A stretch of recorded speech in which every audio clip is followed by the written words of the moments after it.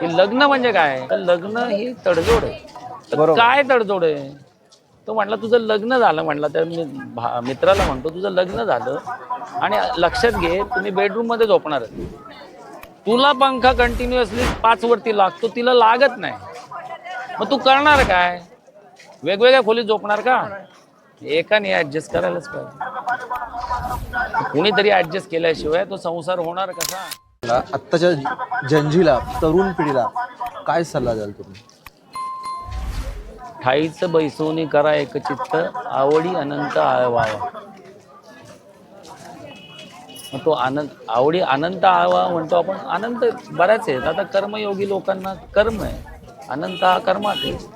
तुमचं जे काम आहे त्याचं व्यवस्थित हे करा. एका ठिकाणी स्थिर राहून, एका ठिकाणी बुद्धी स्थिर ठेवून स्वतःची कामं व्यवस्थित करा. सुखी संसार करण्यासाठी किंवा सुखी माणसाचा सदरा, पण आधी मला सांगा, सुखी संसार करण्यासाठी काय केलं पाहिजे? Adjustment, compromise.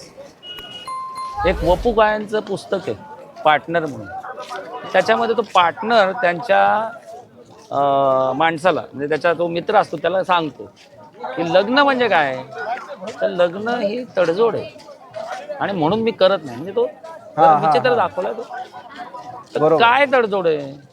तो म्हटला तुझं लग्न झालं. म्हटला त्या मित्राला म्हणतो तुझं लग्न झालं आणि लक्षात घे तुम्ही बेडरूम मध्ये झोपणार. तुला पंखा कंटिन्युअसली 5 वरती लागतो, तिला लागत नाही. मग तू करणार काय? वेगवेगळ्या खोलीत झोपणार का? एकाने ऍडजस्ट करायलाच पाहिजे.